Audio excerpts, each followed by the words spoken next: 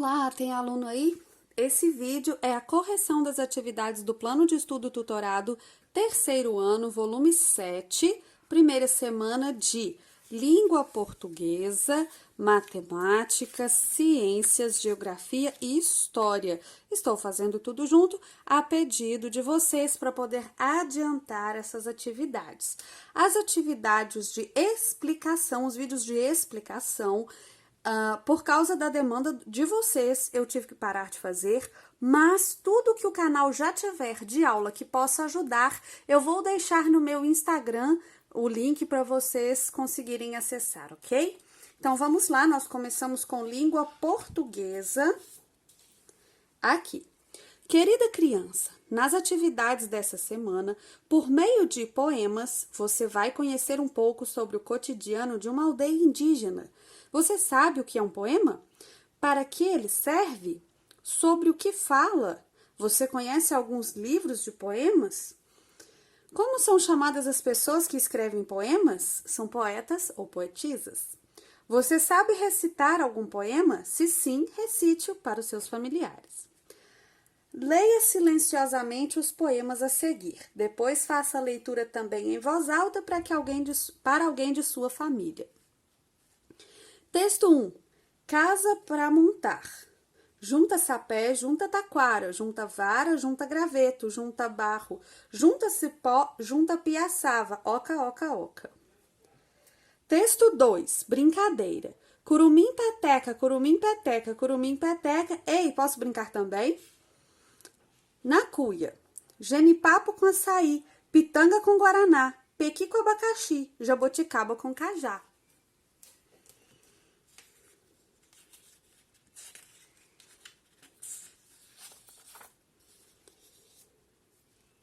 Poema é um texto literário geralmente apresentado na vertical, um verso embaixo do outro. Os versos se organizam em estrofes, que são separadas por um espaço em branco. Sobre as informações, faça o que se pede. Volte aos poemas e contorne as estrofes com lápis de cor de sua preferência. Numere os versos de cada texto. Preencha o quadro com a quantidade de estrofes e versos de cada poema. Então, veja só. Vou fazer aqui com canetinha, mais fácil que com lápis de cor, ok? Aqui nós temos, olha só, uma estrofe, duas estrofes. E versos. 1, 2, 3, 4, 5, 6, 7, 8. Próximo, vamos lá. Curumim peteca, curumim peteca, curumim peteca. Aqui a gente tem uma estrofe. E aqui a gente tem outra estrofe. E versos. 1, 2, 3, 4, 5, 6, 7, 8.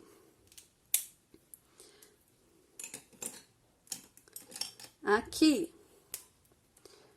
1, 2, 3, 4. 4 estrofes e versos. 1, 2, 3, 4, 5, 6, 7, 8. Agora, vamos preencher a tabela da atividade, que está aqui. Texto 1. Estrofes, 2. Versos, 8. Texto 2. Estrofes, 2. Versos, 8. Texto 3. 4 estrofes e 8 versos. Então, aqui a gente tinha 2 estrofes, né? As estrofes todas diferentes. E no último, a gente tinha 4 estrofes de 2 versos cada um. O modo como cada poema é organizado é tão importante quanto o tema, assunto tratado nele. Ligue o título de cada poema ao tema nele tratado. Casa para morar era moradia. Brincadeira, lazer. Na cuia, alimentação. Leia as palavras de cada linha do quadro. Taquara, sapé, vara, graveto, barro, cipó, piaçava. Açaí, genipapo, pitanga, pequi, abacaxi. Guaraná, jabuticaba, açaí, cajá, genipapo, pequi. Grife as palavras que rimam com a palavra destacada. Então, a gente tem, olha, taquara, sapé não, vara, graveto, barro, cipó, piaçava. Taquara rimou com vara. Açaí, genipapo, pitanga, pequi, abacaxi. Açaí. A gente tem abacaxi e pequi. Guaraná, jabuticaba, não, açaí, não, cajá. Genipapo, pequi. Grife as palavras que rimam com... Já. Copie as palavras que você grifou e pinte a parte igual ou semelhante. Taquara, a gente colocou vara. Daqui a pouco a gente pinta. Açaí, pequi, abacaxi. E guaraná, cajá. Então, vamos lá pintar a parte que é igual ou parecida. Olha só, taquara. Essa parte aqui, olha, ara, é igual. Açaí, foi só o i. Abacaxi e pequi, foi só o i. Mas como o i é forte na palavra, a gente, né, faz esse som parecer. E guaraná, cajá. É só o A mesmo, antes aqui é o J, aqui é o N, mas esse A é um A forte, então ajuda a palavra a combinar ali, né? A fazer um som que combina, um som que rima. Escolha do quadro a seguir a palavra que dá sentido a cada uma das frases e escreva no espaço indicado.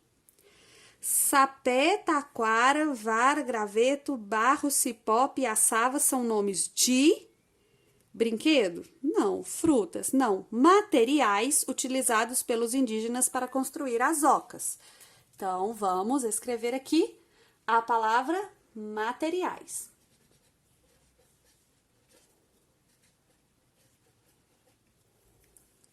Genipapo, açaí, pitanga, guaraná, pequi, abacaxi, jabuticaba e cajá são nomes de frutas.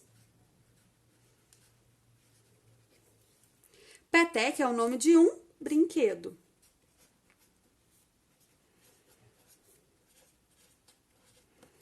Agora, nós vamos fazer a atividade de matemática. Querida criança, nas atividades dessa semana, você irá aprender sobre as medidas de comprimento não padronizadas, passo, pé, palmo, e medidas de comprimento padronizadas, centímetros e milímetros. Por meio do uso adequado da régua, faça as atividades com atenção. Bons estudos. Atividades. Vamos medir o comprimento da sala de sua casa. Você e um adulto da sua família vão percorrer a distância referente ao comprimento da sala na sua casa e encontrar a quantidade de passos que deram. Então, o nome das pessoas que mediram e a quantidade de passos que deu. Isso é pessoal, isso é para você verificar a necessidade de unidades de medida padrão. Daqui a pouquinho eu te explico. O adulto de sua família e você deram a mesma quantidade de passos para medir a sala da sua casa? Por quê? É bem provável que não, porque vocês têm tamanhos diferentes e, portanto, seus passos também têm tamanhos diferentes. Então, aqui eu não vou escrever porque é uma possibilidade, mas provavelmente é isso, a dica fica para você. Número 2. Vitor vai usar os pés para medir o comprimento de um colchonete. Para isso, ele colocou um pé na frente do outro e vai trocá-lo de posição até chegar ao fim do colchonete. Quantos pés faltam para Vitor medir o comprimento? Olha só. 1, 2, 3, 4, 5, 6, 7. Faltam 7. Quantas vezes o pé de Vitor vai caber no comprimento? Então, olha assim, 1, 2, 3, 4, 5, 6, 7, 8, 9. Pedro e o avô estão usando o palmo para medir o comprimento de uma prateleira. Quem tem o palmo maior? Parece que o palmo do avô é maior. Por que Pedro e o avô encontram medidas diferentes? Porque a mão de Pedro caberá mais vezes no comprimento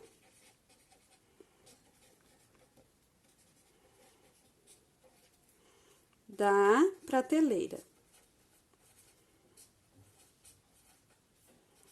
Ou simplesmente porque eles têm tamanhos diferentes, tamanho diferente de mão, né? Na régua apresentada a seguir, destacamos 1 milímetro. O milímetro é a distância entre os risquinhos pequenos da régua. E 1 centímetro, que é a distância entre um número e outro, o 0 e o 1. O milímetro é o metro dividido por 1000. 1 metro dividido em 1000 pedacinhos. 1 centímetro é 1 metro dividido em 100 pedacinhos. O início do nome indica isso pra gente não se esquecer. Quantos milímetros cabem em 1 centímetro? Olha só. Então, aqui é 1 centímetro. 1, 2, 3, 4, 5, 6, 7, 8, 9, 10. 10 milímetros. A régua é um instrumento de medida de comprimento e as unidades de medida são o centímetro e o milímetro. Em 1 centímetro há 10 milímetros. O símbolo do centímetro é cm e o do milímetro é mm. Escreva o comprimento de cada um dos objetos representados a seguir em centímetros e em milímetros. Então, veja só, aqui a gente tem 4 centímetros ou 40 milímetros. E aqui a gente tem 9, gente, isso é 90. 9 centímetros ou 90 milímetros. Lúcia e Bento estão usando a régua para medir o comprimento do mesmo giz de cera. Veja como cada um mediu. Então, veja só, a Lúcia mediu assim e o Breno mediu assim. Quem mediu corretamente o comprimento do giz de cera? Por quê? Foi a Lúcia. Não tô vendo nem diferença, professora. O que ela fez? Olha só. A Lúcia alinhou bem o giz de cera com o número 0 e viu até onde foi o giz de cera. O Breno colocou a régua bem retinha com o giz de cera e o número 0 já ficou assim, olha. Então, essa parte aqui não está sendo medida, ok? Lúcia, pois ela posicionou o giz a partir do 0. Quantos centímetros mede esse giz de cera? 6 centímetros. Opa! Vamos continuar. Agora com a aula de ciências. Querida criança, nessa semana você irá aprender que qualquer pessoa pode se tornar um cientista. Basta ter ou desenvolver algumas habilidades. Nas atividades dessa semana, você aprenderá um pouco mais sobre os cientistas quem são e o que fazem. Os cientistas. Você sabia que a ciência é uma das formas que temos de conhecer o mundo? A pessoa que faz ciência é chamada de cientista ou pesquisador. Tanto homens quanto mulheres podem ser cientistas. Bastam apresentar algumas características para que seu trabalho tenha sucesso. Para ser cientista, a pessoa tem que gostar muito de estudar, ser curiosa e querer sempre saber como as coisas são e por que elas acontecem da forma que acontecem. Além dessas características, para ser um bom cientista, a pessoa tem que ter muita paciência, pois o seu trabalho pode levar de dias a anos para ficar pronto. Cientistas também precisam ser grandes observadores, pois não podem deixar escapar nenhum detalhe. Os cientistas podem trabalhar em diversos lugares. Alguns trabalham em laboratórios cercados por aparelhos, outros já trabalham em escritórios cercados por máquinas. Também existem cientistas que trabalham ao ar livre, como por exemplo em florestas, no mar ou mesmo em naves espaciais. Dessa forma, agora você sabe que um cientista é uma pessoa comum e não uma pessoa maluca que faz mágica como é retratado em filmes e desenhos. Os cientistas na vida real é uma pessoa que estuda, pensa e pesquisa sobre coisas que ainda não foram descobertas ou problemas ainda sem solução. Agora responda. Segundo o texto acima, quais são as características que uma pessoa deve ter para ser um bom cientista? Então veja só. Vamos primeiro encontrar no texto, ok? Vamos primeiro encontrar no texto. Basta apresentar algumas características para que seu trabalho tenha sucesso. Para ser cientista, a pessoa tem que gostar muito de estudar, ser curiosa e querer saber sempre como as coisas são e por que elas acontecem. Além dessas características, para ser um bom cientista, é preciso ter muita paciência e ser grandes observadores. Então, vamos copiar essa parte? Então, vamos lá. Segundo o texto acima, quais as características que uma pessoa deve ter para ser um bom cientista? Gostar de estudar,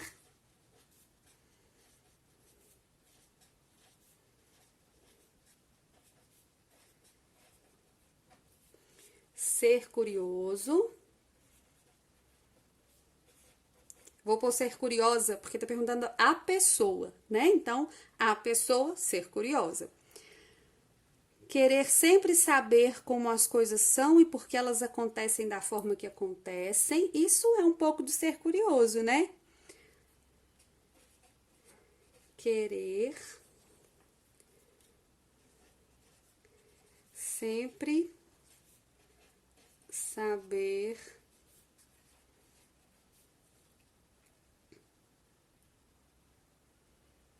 como, não é porque, Ludmila, como as coisas são e porque elas acontecem da forma que acontecem. Ter paciência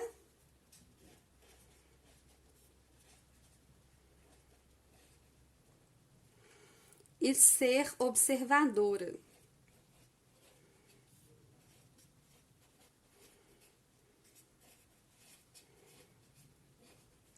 Aqui, pessoal, está observadores. Por que eu pus observadora? Porque a pergunta está perguntando uma pessoa. Uma pessoa é observadora, ok? Número 2. Segundo o texto acima, o que um cientista faz? Quais são os lugares em que o cientista trabalha? Então, vamos ver.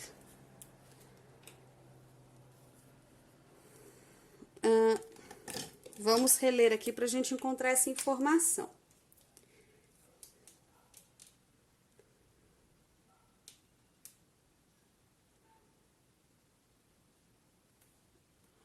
Você sabia que um cientista é uma das formas de termos conhecimento no mundo? A ciência é uma das formas. A pessoa que faz ciência é chamada de cientista.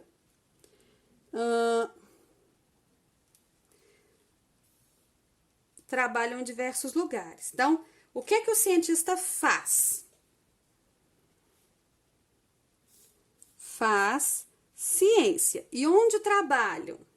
Laboratórios, escritórios e também ao ar livre.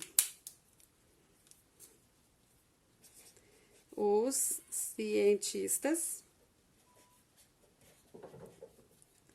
fazem ciência em laboratórios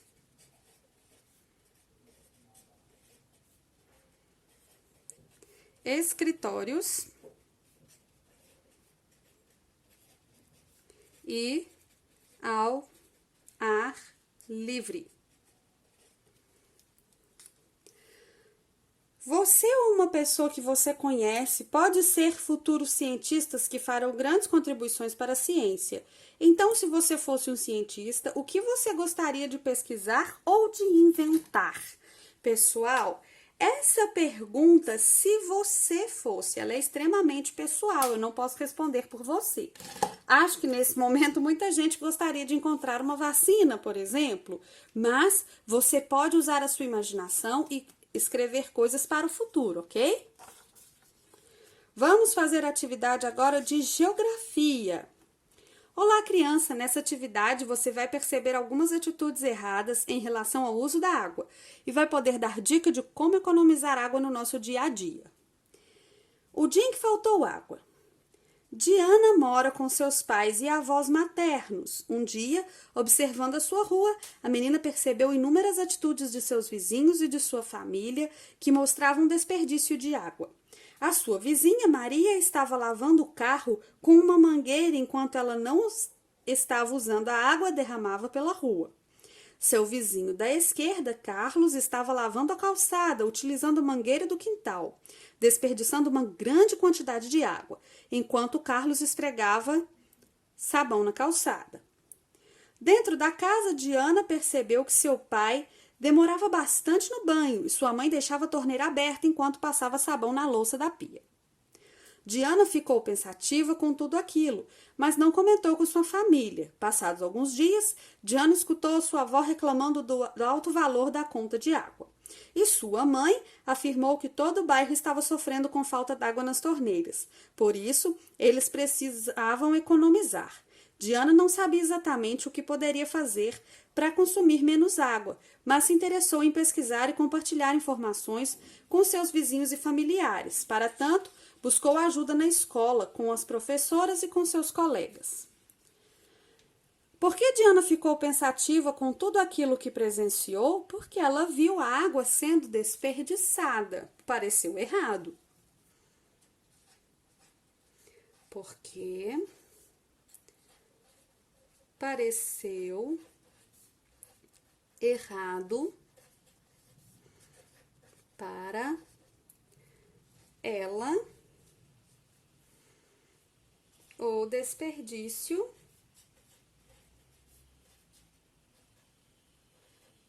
de água.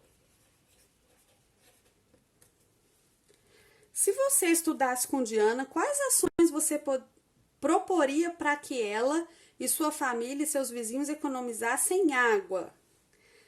Bom, aqui é se você, mas eu vou te dar algumas dicas.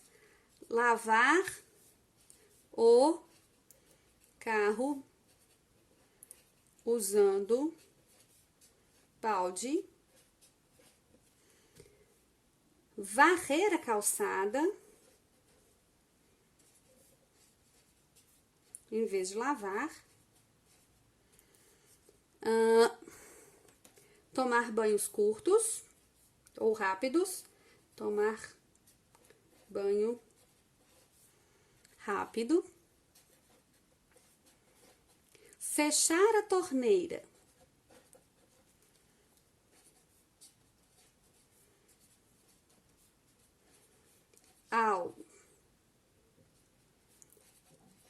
eu troquei as letras, ensaboar a louça,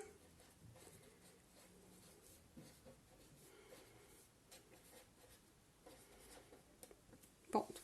Aqui, pessoal, você poderia dar outras dicas, fechar a torneira ao ensaboar a louça, ao escovar os dentes, né? Existem outras, aproveitar a água da chuva para regar as plantas, existem outras maneiras de economizar, você poderia ter colocado outras também. Você já ficou sem acesso à água em sua casa? Se sim, diga como reagiu nesse dia. Então, já faltou água na sua casa? Então, aqui, pessoal, eu não posso responder por você. Você vai escrever o que aconteceu e como foi. Complete as frases e encaixe as palavras na cruzadinha. Então, só um minuto, nós vamos precisar da cruzadinha e da atividade aqui visíveis ao mesmo tempo, né? Número 1, tome banhos, não é isso? Banhos rápidos. Quando escovar os dentes, eu acho que é feche, vamos ver se é. Número 2, feche, cabe aqui. Feche a torneira.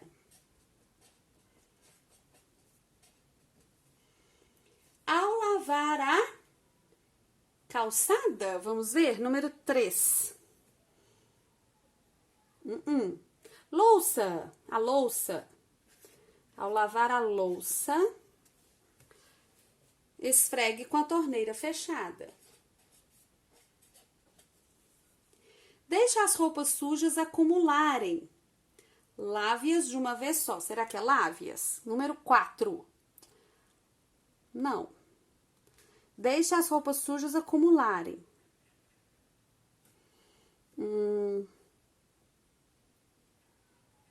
Lavando-as. Lavando-as de uma vez só.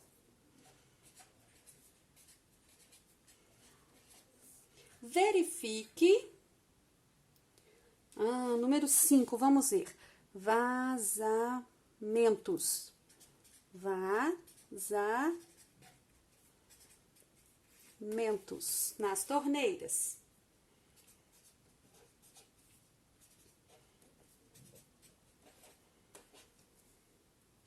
Molhe as plantas ao... Vamos ver, número 6.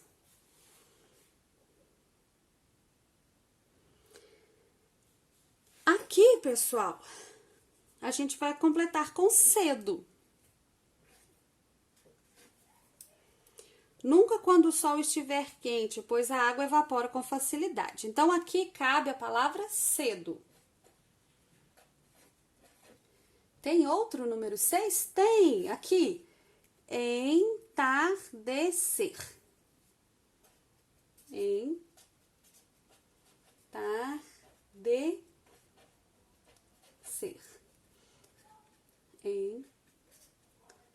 Entardecer. São os horários onde a água não vai evaporar tão rápido. Número 7. Varra a calçada. Não utilize mangueira.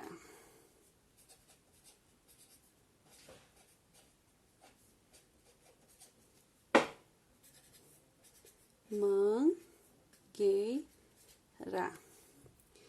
Lave o carro para evitar desperdício de água, com balde.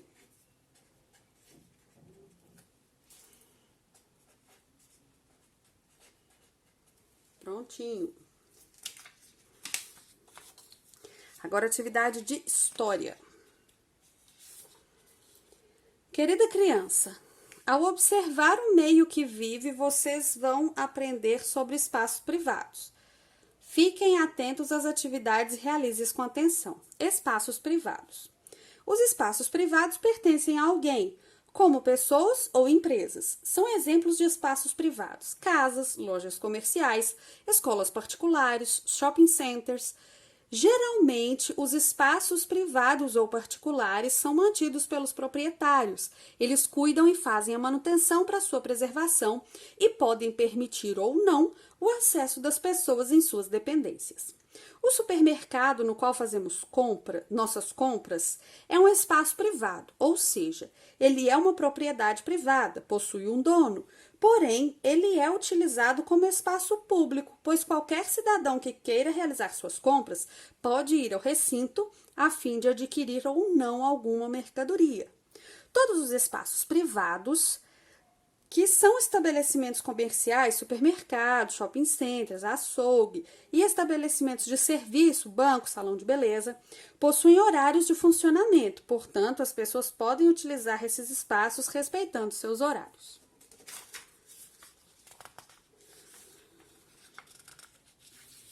Opa. No caso dos espaços privados domésticos, como as residências, os proprietários podem permitir acesso somente às pessoas que desejam. De acordo com o texto, qual a diferença entre o espaço privado de uso público e o espaço privado doméstico? Olha, o espaço privado de uso público, que é o supermercado, todas as pessoas podem entrar respeitando um horário. E o espaço doméstico, você escolhe quem entra. Então, qual que é a diferença? O espaço privado de uso público permite o acesso de qualquer pessoa.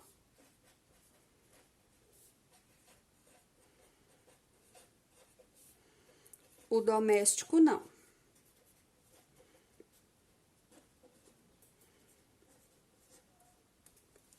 De acordo com seus conhecimentos, marque um X nas imagens que representam lugares privados e que são utilizados como espaço público. Então, veja só. Aqui é uma imagem do cinema, né? As pessoas com esse óculos, comendo pipoca, reagindo ao filme. Cinema é um espaço privado, tem um dono, mas é usado como espaço público. Casa, moradia, não. É um lugar onde só entra quem você quer. Supermercado, espaço privado de uso público. Aqui parece um condomínio? Então, não. É tudo residencial, só entra quem você quer. Aqui também é uma casa? Não. E o shopping, sim, é espaço privado de uso público. Desenhe abaixo seu espaço privado doméstico. Então, aqui você vai desenhar a sua casa. Não posso desenhar por você. Mesmo assim, eu espero que o vídeo tenha te ajudado. Se você gostou, curte, comenta, compartilha, se inscreve no canal. Um grande beijo e até a próxima!